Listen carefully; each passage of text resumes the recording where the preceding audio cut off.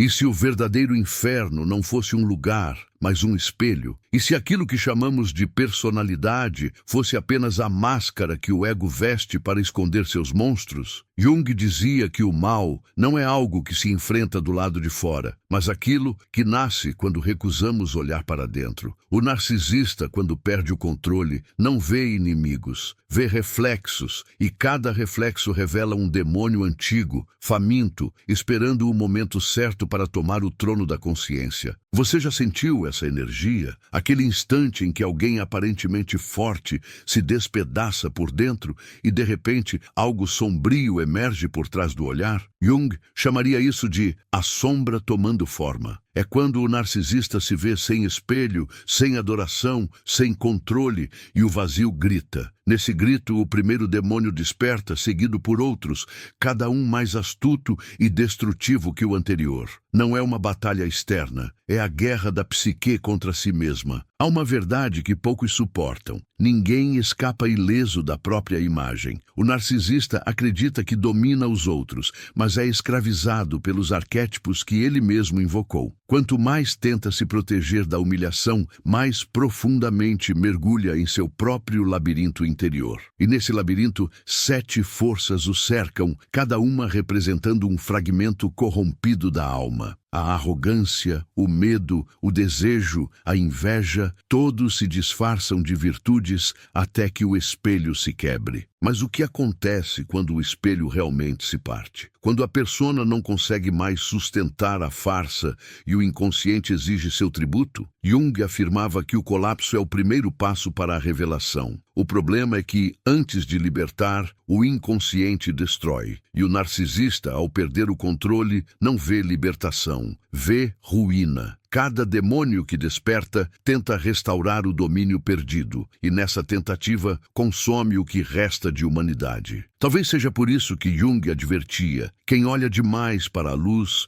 esquece que a sombra cresce na mesma proporção. Os 7 demônios do narcisista não são entidades externas, são símbolos de um ego ferido tentando sobreviver ao próprio vazio. E no momento em que ele cai, algo ancestral desperta. Você está prestes a testemunhar esse despertar, mas cuidado, compreender o que vem a seguir pode mudar a forma como você enxerga a alma humana para sempre. Deseja que eu continue com a parte seguinte da narrativa? Há um instante em que o brilho do espelho se desfaz e o narcisista percebe que aquilo que via refletido nunca foi ele, apenas a ilusão que o ego criou para sobreviver. Nesse instante, o primeiro demônio desperta, o da negação. Ele sussurra que nada está acontecendo, que tudo é um erro, que o mundo é ingrato. Mas a verdade é mais profunda. O que se quebra não é a imagem, é o vínculo entre o eu e o inconsciente. Jung diria que é o início da descida, o começo da jornada pela própria sombra. Quando o controle se desfaz, o narcisista não enfrenta os outros, enfrenta o próprio vazio, aquele que sempre tentou anestesiar com poder, admiração e mentira. A dor que surge não é comum, é a dor de um eu que morre devagar. Por fora, o semblante ainda exibe arrogância, mas por dentro há um grito que não encontra voz. O segundo demônio desperta nesse espaço silencioso, o da vergonha. Ele o faz recordar tudo o que tentou esconder, cada rejeição, cada humilhação não admitida, cada fracasso varrido para debaixo da consciência. É aqui que o narcisista descobre que sua glória era feita de medo e que sua necessidade de controle era, na verdade, um pedido desesperado por amor. Mas como amar se o espelho agora o mostra nu, despido da persona que o protegia? A sombra o observa, paciente. Jung dizia que ela nunca dorme, apenas espera o momento em que a máscara escorrega. E quando isso acontece, o terceiro demônio se ergue, o da raiva. É uma fúria que nasce da impotência, uma chama que tenta destruir tudo o que ameaça revelar a verdade. O narcisista, agora sem aplausos, tenta culpar o mundo, os outros, o destino. Mas quanto mais projeta para fora, mais o fogo o consome por dentro. Ele ainda acredita que pode dominar, sem perceber que já é dominado. Há uma ironia trágica nisso. O mesmo ego que o ergueu como Deus o lança agora ao abismo. O controle que antes lhe dava segurança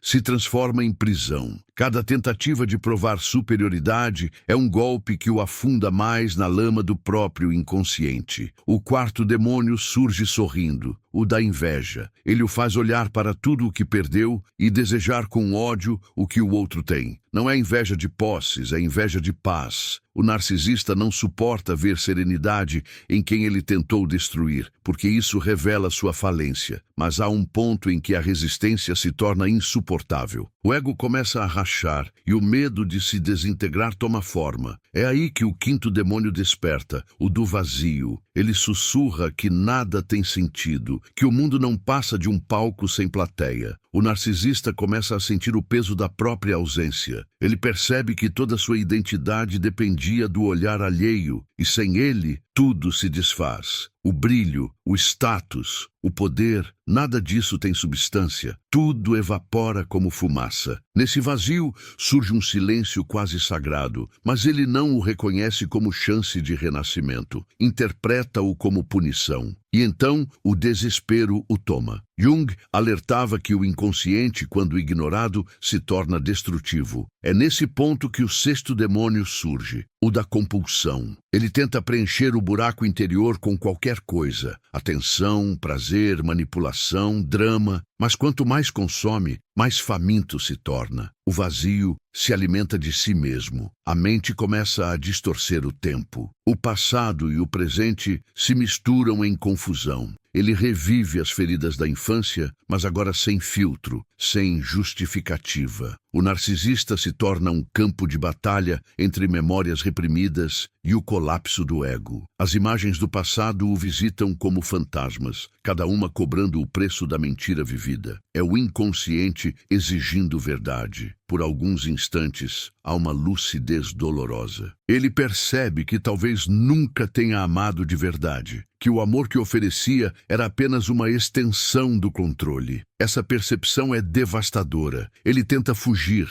mas não há mais para onde ir. O sétimo demônio já o espera, o da autodestruição. Não é um ataque súbito, mas uma lenta corrosão da vontade. A mente o convence de que nada mais vale a pena, de que tudo está perdido, de que a queda é inevitável. E no centro desse colapso, algo inesperado acontece. Um lampejo. Por um segundo, ele vê a si mesmo como é, um ser fragmentado, vulnerável, humano. E isso o assusta mais do que qualquer inferno, porque pela primeira vez ele enxerga o que sempre tentou matar, a própria alma. Jung dizia que é nesse instante de horror que começa a verdadeira possibilidade de cura. Mas poucos chegam até aqui sem se render ao caos. O espelho agora está em 1000 pedaços. Cada fragmento reflete um rosto diferente: o amante, o manipulador, o herói, o mártir, o Deus. Nenhum deles é verdadeiro, mas todos o são. O narcisista está diante do tribunal do inconsciente e cada demônio é uma testemunha de sua própria criação. A pergunta que ecoa é a que ele sempre evitou: quem sou eu sem o reflexo? A resposta ainda não chegou, mas o silêncio anuncia que ela está vindo. E quando vier, nada será como antes. Não perca mais tempo vivendo com esse fardo. Garanta agora o seu livro digital, guia prático e chocante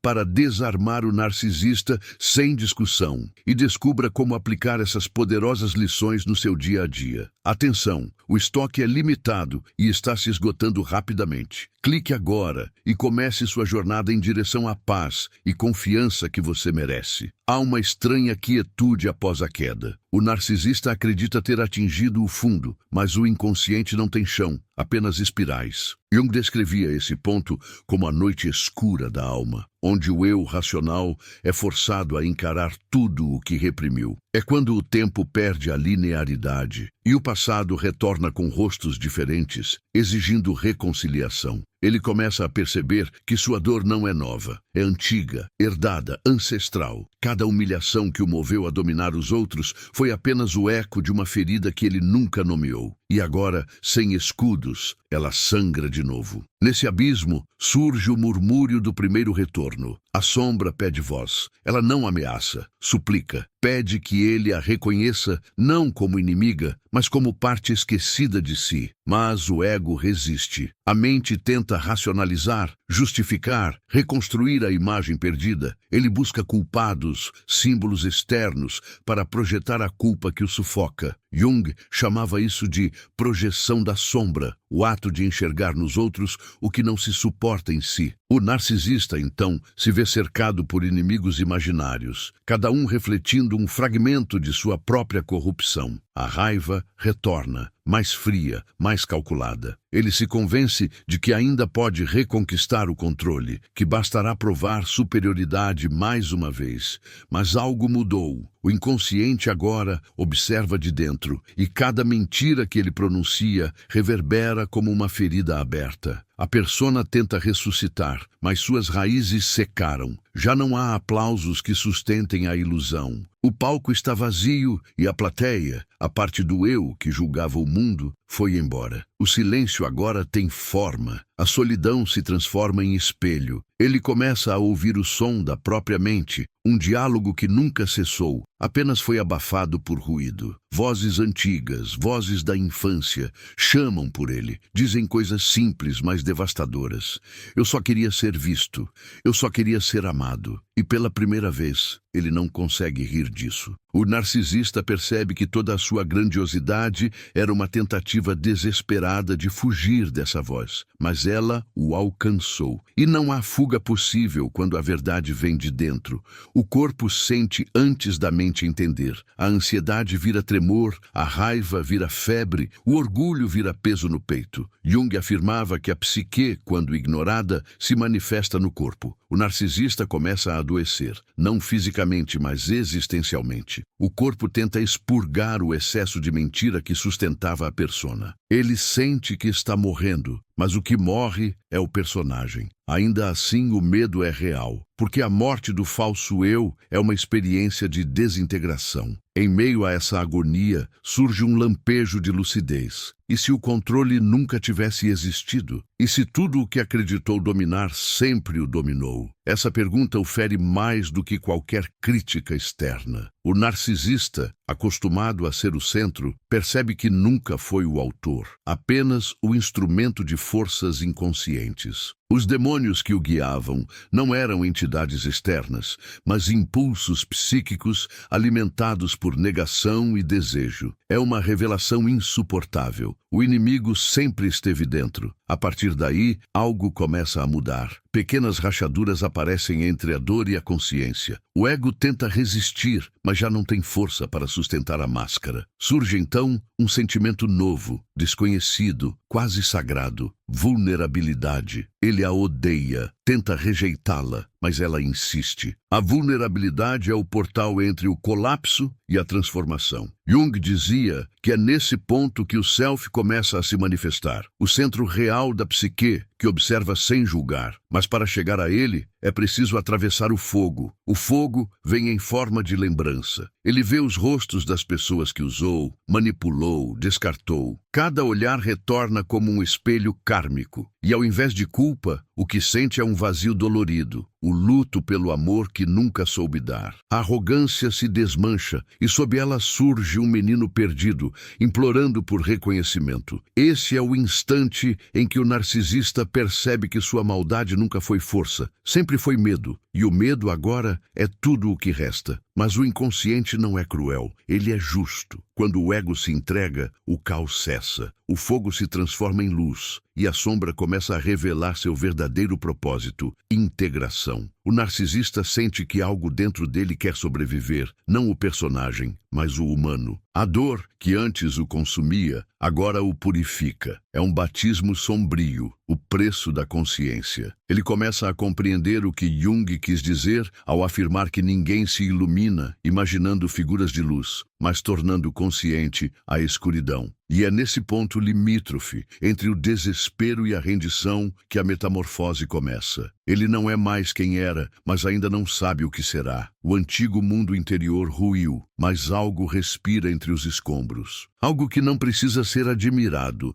nem temer ser esquecido. Algo real, silencioso e vivo. O narcisista, pela primeira vez, sente, e esse sentir o assusta, porque agora ele não está mais no controle e, paradoxalmente, é a primeira vez que realmente existe. O despertar não acontece como nas histórias. Não há claridade súbita, nem epifania luminosa. Há apenas a confusão de alguém que renasce sem saber quem é. Jung descreveu esse estado como o confronto entre o ego e o self. O momento em que o ser humano se vê dividido entre aquilo que acreditava ser e aquilo que realmente é. O narcisista, agora despido, sente que perdeu tudo, mas algo dentro dele começa a observar, como se uma consciência mais antiga estivesse despertando por baixo dos destroços. É uma presença silenciosa, sem julgamento. Ela não o acusa, apenas o vê, e ser visto assim, sem máscaras, é o início da redenção. Porém, a mente não se entrega facilmente. O ego, mesmo ferido, tenta reconstruir sua fortaleza. Ele procura novas formas de controle. Espiritualidade disfarçada, culpa disfarçada de arrependimento, doação disfarçada de vaidade. O inconsciente percebe a armadilha e intensifica os sinais. Sonhos vívidos o perseguem, símbolos surgem no cotidiano, coincidências o confrontam. Jung chamava isso de sincronicidade, a linguagem da alma tentando comunicar o que a razão não consegue ouvir. Mas o narcisista ainda teme o silêncio, ainda busca explicações. Ele não entende que esse não é um processo de entender, mas de sentir. As emoções se tornam oceânicas. Há dias em que sente paz profunda, seguidos por horas de desespero. A oscilação é brutal, porque o antigo eu ainda luta para sobreviver. A cada lampejo de consciência, um novo fragmento da sombra se revela. O orgulho tenta ressurgir, disfarçado de lucidez. Ele se pega pensando, agora entendo tudo, e nesse instante o ego se infiltra novamente, tentando transformar a dor em narrativa heróica. Mas a psique não aceita atalhos. O verdadeiro despertar é circular. Cada avanço exige um retorno ao caos. Em meio a essa espiral, algo começa a mudar em seu olhar. Ele percebe a dor nos outros com uma nitidez que antes não existia. A empatia, antes inexistente, começa a germinar. Mas essa compaixão não é doce, é dilacerante. Ver o sofrimento alheio é ver o próprio espelho. Ele começa a sentir culpa, mas não a culpa moral, e sim a existencial. A consciência de ter sido instrumento de destruição porque não suportava sua própria dor. É nesse ponto que a arrogância perde o sentido. Pela primeira vez, ele deseja compreender, não dominar. E é aí que o inconsciente o testa. Pessoas do passado retornam, velhas situações se repetem. A tentação de reencenar os mesmos papéis é enorme. O narcisista sente a pulsão de controlar, manipular, se vingar. Mas algo novo o impede. A percepção de que tudo isso é um ciclo e que cada repetição é um convite para transcender. Ele percebe que não está sendo punido, está sendo lembrado. Cada teste é uma oportunidade de escolher diferente.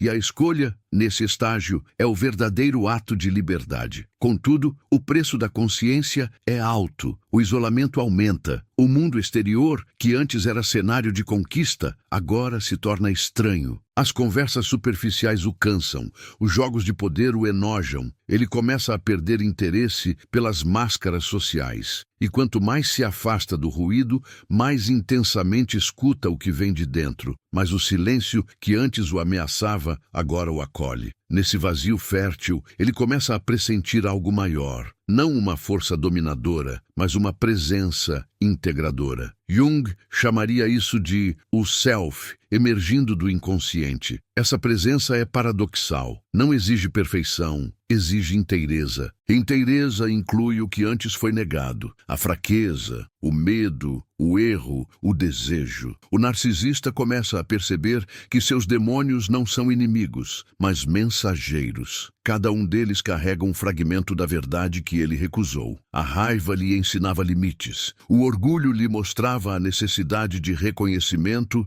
O controle revelava o pavor da entrega. Agora, em vez de rejeitá-los, ele os escuta. E o que antes o destruía começa a se transformar em sabedoria. Há momentos de regressão, inevitavelmente. Ele cai, duvida, se sabota. Mas a diferença é que agora ele sabe. Sabe que o colapso faz parte da cura. Sabe que fugir o leva ao mesmo ponto. E esse saber é o que Jung chamava de individuação. O processo de se tornar quem realmente se é, integrando luz e sombra. O narcisista começa a entender que o verdadeiro poder não está em controlar, mas em aceitar o que é incontrolável. O rosto no espelho já não é o mesmo. Não há mais o brilho arrogante nem o olhar vazio. Há algo novo, uma serenidade inquieta como se o abismo agora fosse lar. Ele percebe que a verdadeira força nasce do reconhecimento da própria fraqueza. E essa percepção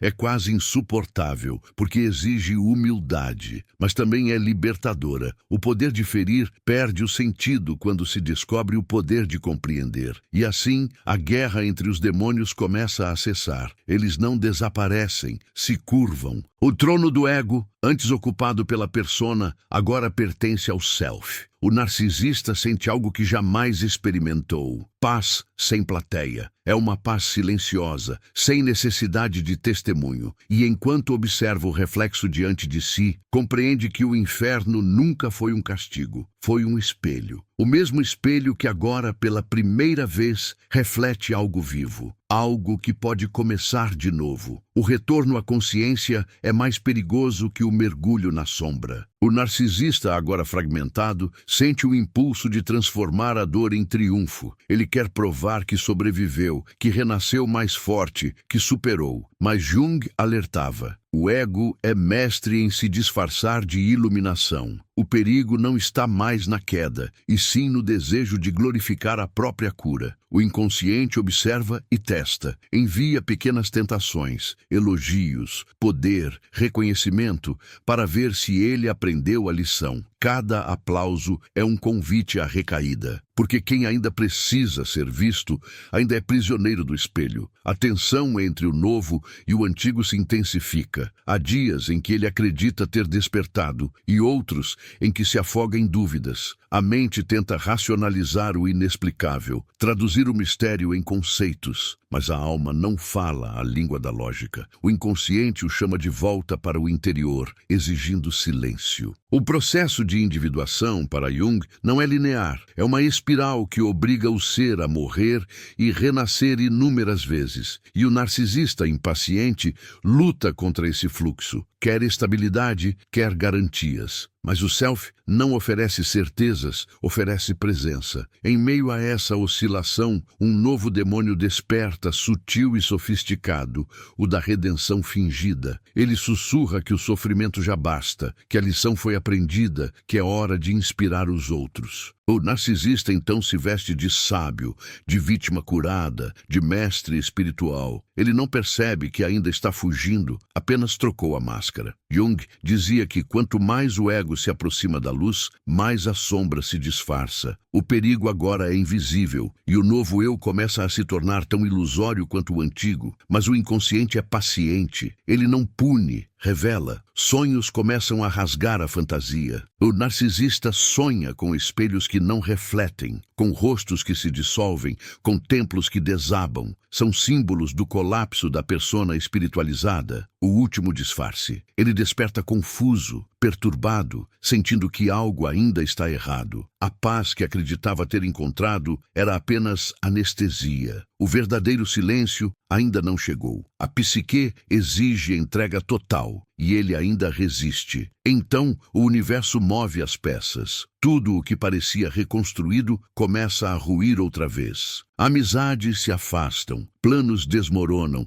certezas se desfazem. O narcisista sente-se traído, mas é o próprio self quem retira as muletas. A vida o força a caminhar sem aplausos, sem plateia, sem personagens. É nesse deserto que o último demônio se mostra, o da rendição. Ele não grita, não ameaça, apenas observa, esperando o momento em que o ego finalmente se ajoelhará diante da própria alma. E quando isso acontece, o ar muda. Não há glória, não há êxtase. Há uma serenidade antiga, uma sensação de reencontro com algo que sempre esteve ali. O narcisista, agora vazio de si, começa a sentir a totalidade. Ele percebe que nunca houve separação entre ele e os outros, entre luz e sombra, entre controle e caos. Tudo era parte de um mesmo movimento. O movimento da psique buscando equilíbrio. A culpa se dissolve, o medo perde o sentido. Restam apenas consciência e compaixão. Nesse estado, a percepção se torna nítida. Ele começa a ver as pessoas como espelhos do próprio inconsciente. Cada gesto alheio revela um fragmento seu. O ódio que o irrita, o amor que o encanta, o desprezo que o fere. Tudo são reflexos do que ainda vive dentro. Essa compreensão é devastadora, mas libertadora.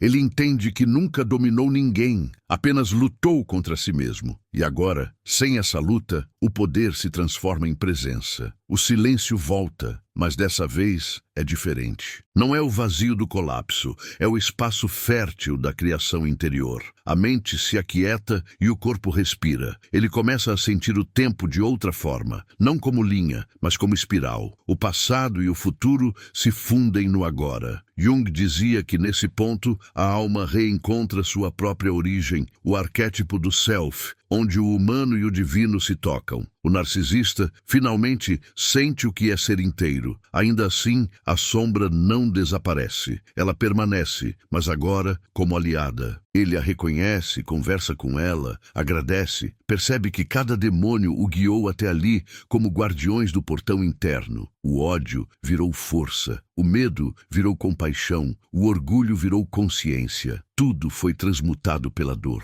E nessa alquimia silenciosa, o ego encontra sua função verdadeira. Não o domínio, mas o equilíbrio. O narcisista deixa de existir como entidade e se transforma em algo mais vasto. Ele não precisa mais provar, nem vencer, nem brilhar. Agora, ele simplesmente é. E esse ser é o que Jung chamava de individuação realizada. O ponto onde o homem se reconcilia com o próprio inconsciente e compreende que a luz nunca existiu sem a sombra. Mas o ciclo ainda não terminou, porque a consciência, uma vez despertada, exige responsabilidade. E o que vem depois dessa rendição é o verdadeiro desafio. O verdadeiro desafio começa quando a consciência tenta viver no mundo outra vez. O narcisista, agora transformado, retorna à realidade comum e descobre que nada ao redor mudou, mas tudo dentro dele é outro território. As vozes externas ainda exigem o mesmo: sucesso, controle, admiração. E é aí que a tentação retorna. Jung advertia que a integração não é um estado permanente, mas um movimento contínuo entre o centro e a periferia da alma. O ego curado tenta se reerguer como guia, mas a sombra, sábia, o observa em silêncio. Ela sabe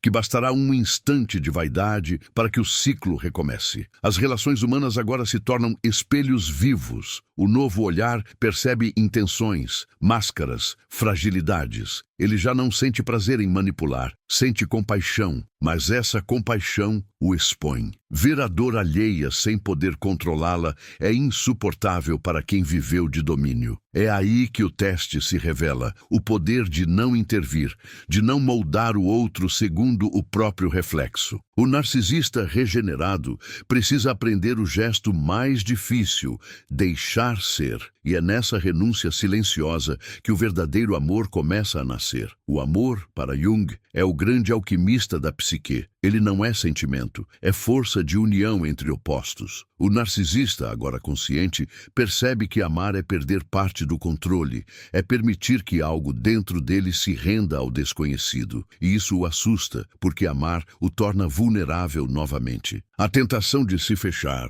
de se proteger, ainda lateja. Mas cada vez que resiste à armadura, algo o atravessa e o renova. O coração, antes instrumento de manipulação, torna-se oráculo. O que antes era estratégia, agora é presença. A vida então começa a conspirar de forma sutil. Pessoas diferentes cruzam seu caminho, cada uma representando um aspecto do que ele precisa integrar. O arrogante desperta sua humildade, o ingênuo acende seu instinto, o amoroso desperta seu medo. Cada encontro é um espelho que devolve fragmentos esquecidos. E o narcisista, em silêncio, percebe que os demônios de antes agora se tornaram professores. O que antes era inferno, agora é iniciação. Mas o ego, ainda vivo, tenta negociar. Ele sussurra que é hora de ensinar, de compartilhar, de mostrar ao mundo o que aprendeu. É uma armadilha sutil. A transformação não se exibe, se vive. Jung dizia que o verdadeiro mestre é aquele que se reconcilia com o próprio inconsciente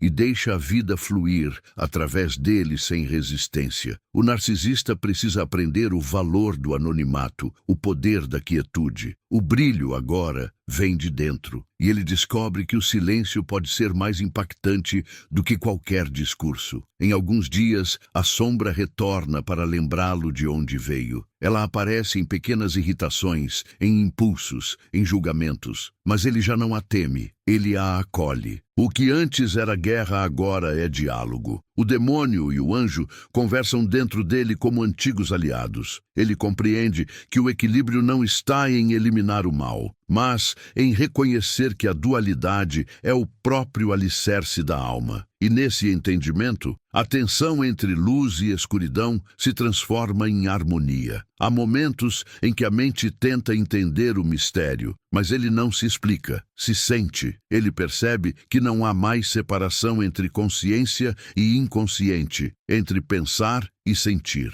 Tudo se move como um rio único, conduzido por uma inteligência invisível. Jung chamou isso de totalidade psíquica, o ponto em que o ser humano se torna instrumento do próprio self. O narcisista, agora integrado, percebe que nunca dominou nada. Sempre foi parte de algo maior, que apenas esperava ser reconhecido. A antiga identidade evapora. Ele já não precisa ser admirado, nem compreendido. Vive em uma espécie de paz silenciosa, onde cada gesto cotidiano se torna sagrado. Coisas simples, o som da respiração, a luz atravessando a janela, o olhar de um estranho, agora tem peso simbólico. O inconsciente fala através da vida e ele escuta. O que antes buscava em teorias, agora sente na pele. Ele não cita Jung, ele o encarna. Mas a transformação verdadeira é invisível. O narcisista curado não se torna santo, torna-se humano. Ele reconhece suas falhas, aceita seus impulsos e os integra com dignidade. Sabe que os 7 demônios continuam vivos, rondando, mas agora eles o servem. Tornaram-se guardiões da consciência. E cada vez que o ego tenta ressurgir, eles o lembram. O espelho não mente, apenas reflete. E o reflexo agora é inteiro. No fim, o ciclo se fecha onde começou, no espelho. Mas o olhar que o encara é outro. Já não há medo, nem fascínio, apenas reconhecimento. O narcisista, que um dia foi prisioneiro da própria imagem, agora vê além dela. Ele compreende que o espelho nunca foi inimigo, foi portal. E ao atravessá-lo, descobre o que sempre esteve escondido sob todas as máscaras. O humano que finalmente ousou existir. À medida que o tempo passa, o novo estado de consciência começa a se consolidar, mas de forma imperceptível. O narcisista, antes movido por impulsos, agora se torna um observador atento das próprias reações. Cada pensamento é um espelho, cada emoção um lembrete. Ele percebe que a verdadeira libertação não vem da ausência de sombras, mas da capacidade de reconhecê-las antes que se tornem atos. O inconsciente não o ataca mais, o orienta. Jung dizia que a alma amadurecida transforma o caos em símbolo, e é exatamente isso que começa a acontecer. As mesmas forças que o destruíam agora se curvam em serviço à consciência. Mas essa nova ordem interior tem um preço. A solidão se torna inevitável. O mundo exterior parece continuar adormecido, preso em jogos de aparência e poder. Ele tenta se conectar, mas percebe que a linguagem comum já não lhe serve. As conversas superficiais soam artificiais. Os relacionamentos baseados em interesse o sufocam. É um tipo de isolamento que não nasce da rejeição, mas da lucidez. Ele percebe que poucas pessoas suportam o peso de enxergar a si mesmas e por isso fogem. E pela primeira vez, ele não o julga, entende o medo. Entende o véu necessário que protege quem ainda não está pronto para ver. Nesse estágio, a sombra volta a falar, mas de forma diferente. Ela já não o desafia, o instrui, mostra-lhe como as emoções se movem, como o inconsciente coletivo pulsa dentro de cada gesto humano. Ele começa a ver padrões, as repetições que moldam a história, os ciclos de destruição e renascimento que atravessam gerações. E percebe que o narcisismo não é apenas um traço individual, mas uma doença arquetípica, uma epidemia psíquica da era moderna. O espelho que o aprisionava é o mesmo que aprisiona a humanidade. O culto à imagem, o medo da sombra, a fuga da dor. Essa percepção o dilacera, mas também o liberta, porque agora ele compreende que a cura pessoal é inseparável da cura coletiva, que o mesmo processo que o levou à loucura é o que move o mundo inteiro em silêncio, o conflito entre persona e essência. Ele se vê refletido em tudo, na arrogância dos líderes, na carência das multidões,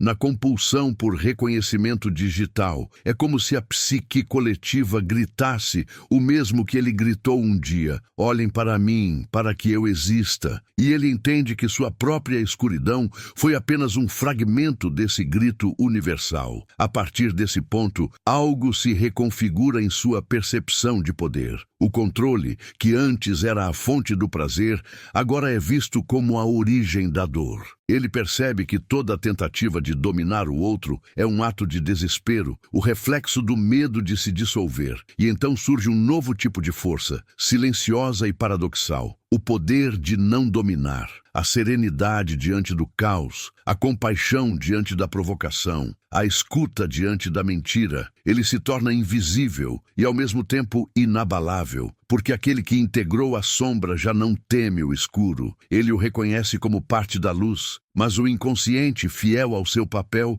não o poupa das recaídas. Há momentos em que o velho padrão ressurge como um sussurro venenoso. Você é especial, você entende o que os outros não. E ele percebe com humildade que o ego nunca morre, apenas se disfarça. Cada vez que acredita estar acima, a sombra o puxa de volta. E ele aprende a agradecer, porque agora entende que a queda é um lembrete, não um castigo. A descida é necessária para manter viva a ponte entre o humano e o divino. O tempo adquire outra textura. Dias comuns se tornam rituais de consciência. Ele observa o nascer do sol como quem assiste ao inconsciente se tornar luz. Cada encontro, cada silêncio, cada olhar contém um ensinamento. Já não há urgência. O que antes era ambição vira contemplação. O que antes era manipulação vira compaixão.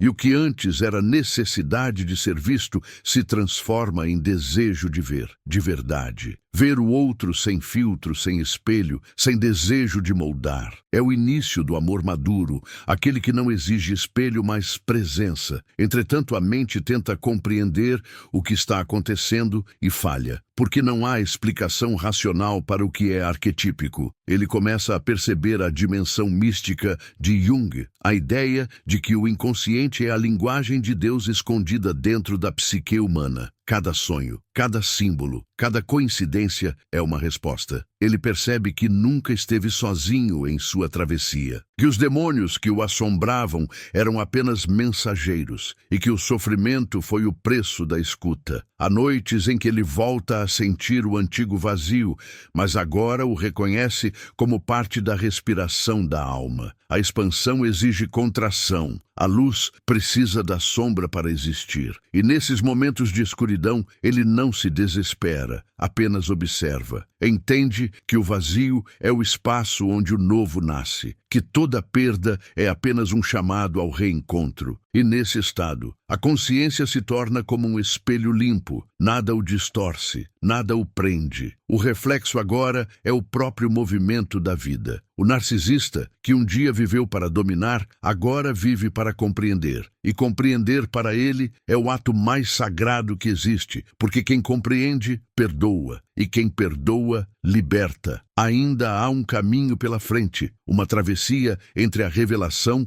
e o testemunho. O ciclo está está perto de se completar, mas o mistério ainda pulsa, como um coração oculto, pedindo para ser revelado no momento certo. O espelho agora está quieto, nenhum reflexo brilha, nenhuma voz o chama. Apenas o silêncio respira, e nesse silêncio, tudo o que foi sombra encontra descanso. O narcisista que atravessou o inferno da própria imagem descobre que o espelho nunca o traíra, apenas o esperava enxergar. O que ele julgava ser ruína era apenas o parto da consciência. O caos foi o útero e a dor, o sangue da criação. O que emerge agora não é um novo personagem, mas o próprio humano, despido, íntegro, real. A alma, cansada de lutar contra si, começa a repousar. Não há mais heróis nem vilões, apenas fragmentos reconciliados. Os demônios, antes famintos, tornam-se guardiões do equilíbrio. A sombra cumpriu seu papel. Conduziu o ego até o limite para que o self pudesse nascer.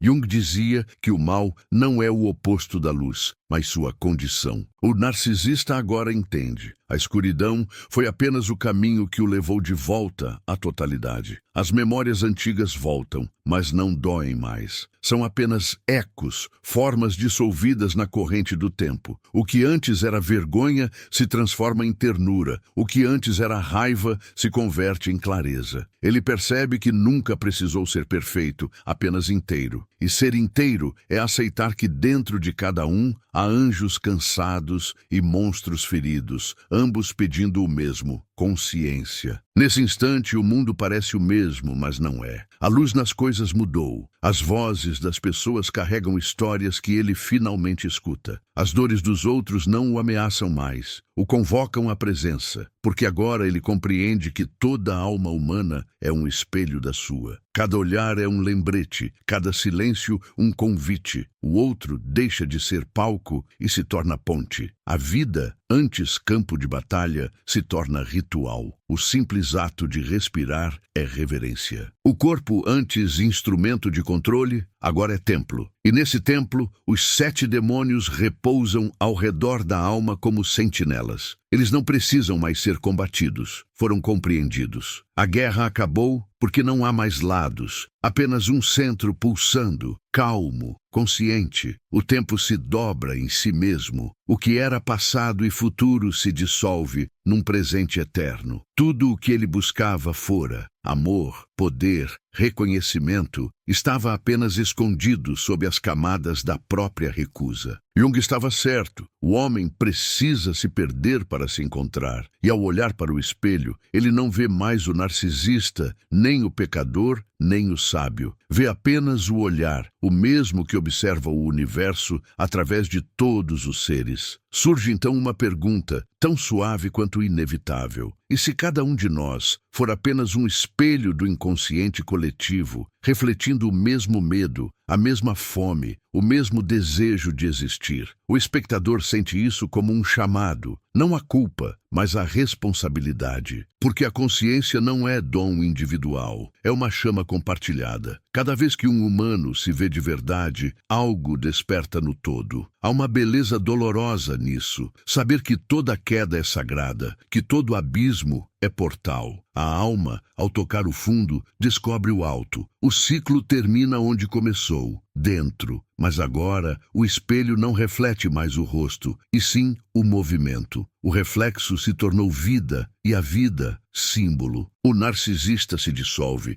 e o ser humano nasce, capaz de amar sem precisar se ver amado. O silêncio volta, mas não é vazio. É plenitude. É a pausa entre o último acorde e o eco que nunca se apaga. O espectador sente que algo foi tocado, embora não saiba nomear. Talvez perceba que dentro dele também há espelhos, e que os demônios que teme são apenas partes que pedem reconciliação. A jornada não terminou, apenas mudou de direção. Agora, ela o chama de dentro. Se algo vibrou em você, se em algum ponto dessa travessia sua própria sombra sussurrou seu nome, então não deixe que o silêncio te leve embora. Compartilhe este despertar com quem ainda busca o espelho perdido. Deixe seu gesto, o comentário, o toque no coração, o sinal de presença, ser a continuidade dessa história. Porque a consciência não termina aqui, ela apenas começa onde você decide continuar vendo.